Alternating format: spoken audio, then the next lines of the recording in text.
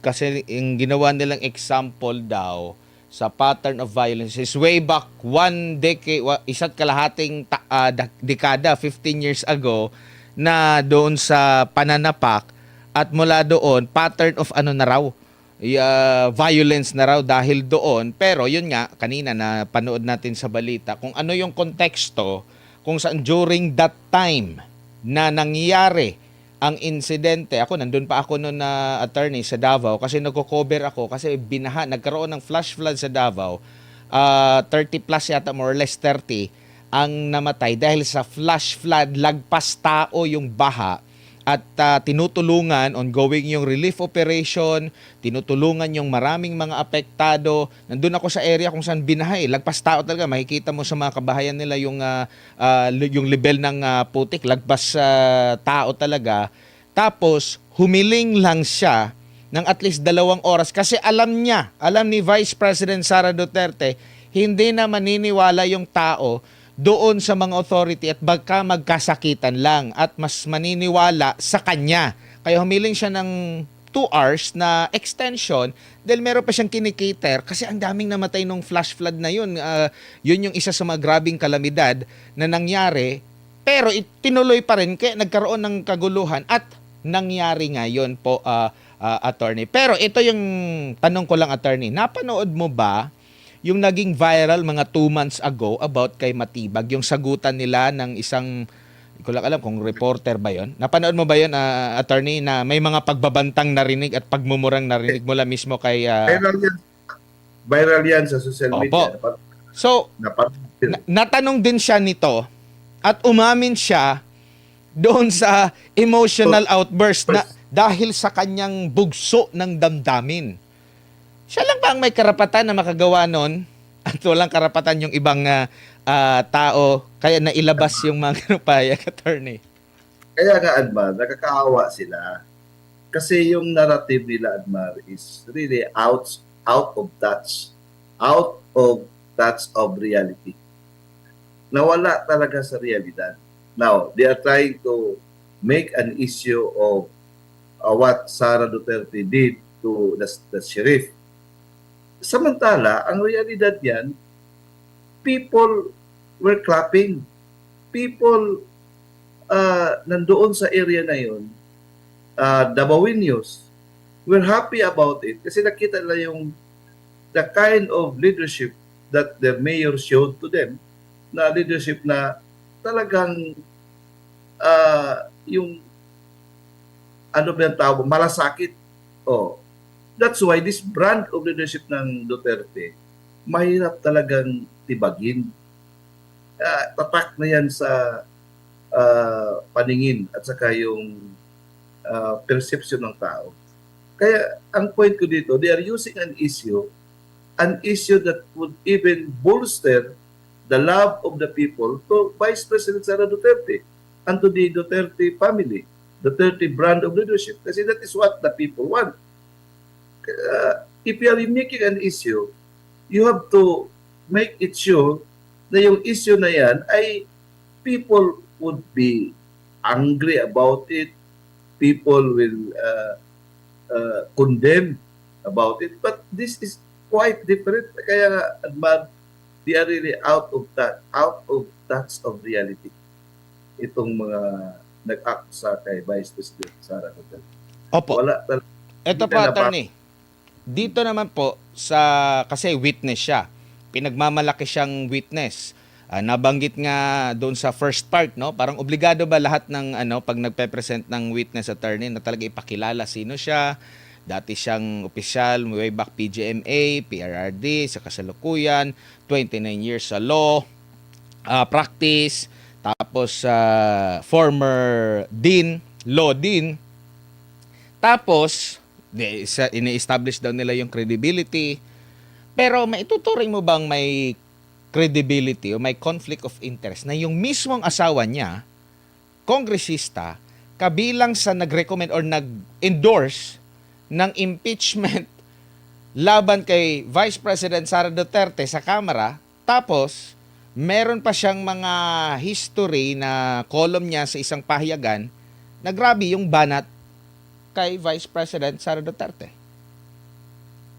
Kaya nga, yung bawat panig ng kaso, yung prosecution or defense, you are entitled to the choice of your witnesses.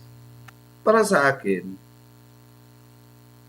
the choice of Director Matibag as a witness is a stupid choice. Bakit isinalang siya sa witness stand na may expose lamang yung kanyang biases at saka yung kanyang bigotry, yung parang consume anger against Vice President Sara Duterte na that to destroy his credibility. So, dapat ang prosecution ay hindi sana yung klaseng witness na yan para merong impact ba. Kasi you are not only, as I said, you are not only presenting your witness to the senator judges, but the very important audience in this particular drama or political theater impeachment, the people. Ngayon, tingnan mo ang tao. Nawawala na ng parang gana, nawawala na ng interest. In fact, the people are just waiting for some memes or mga portions ng yung cross-examination na parang makakatawa, yung parang naghihintay lang ng paano maging may humor at saka parang mayroong joke na lalabas out of the political or this impeachment process. So wala nang seriousness on the part of the people to watch this impeachment. Ang hinahanap nila parang they are just enjoying whatever mistakes or stupidity that the parties may commit, especially coming from the prosecution. Kasi kawawa talaga. Yung mga witnesses nila ay yung si Kalilong. Bakit siya pinatestify na wala man siya sa, he was not there during the press conference. Yung isa namang NBI, yung director, wala rin. Na i-expose yung kanilang mga minamadali na mga documentations na hindi normal ba sa isang product ng isa talagang masusing investigation. Nakita dyan na parang minamadali o yung mga typographical error na sinabi na hindi naman yung typographical error. So ibig sabihin, they are not prepared witnesses. Parang they are just being presented. Parang rehearsed na lang ng mga witnesses. Parang kayo na lang ang mag-testify para to prove this article, itong Article 4.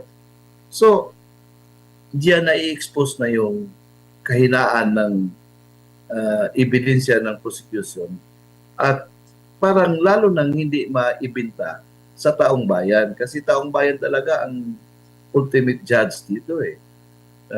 Yan.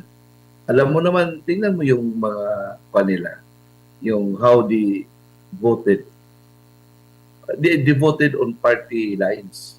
So ngayon, nakita ng mga tao, kahit anong ebidensya pa ipakita, ito talagang anti-Duterte will really vote for the conviction. Ito namang mga pro-Duterte will really vote for the acquittal. Ngayon, ang problema dito, itong mga pro-impeachment na mayroong mga political career, they have to think very carefully what repercussions it may cause to their political career if they will vote for the conviction of the Vice President, who in the eyes of the people is innocent and persecuted. Yan ang problema ngayon nitong 13 or paano ba may problema pa nga sila kung mayroon pa bang additional 3 na makukuha nila. At this time, parang wala lang numero. So, kung walang numero, ang kanilang purpose is political demolition job. Ngayon, kung tingnan natin yung political demolition angle, so far, itong survey ngayon na 59%, 59% ba yun? Opo. 49? Oh, 59 sa preference ngayon sa presidential survey. Ibig sabihin, itong demolition job is not working against the Vice President.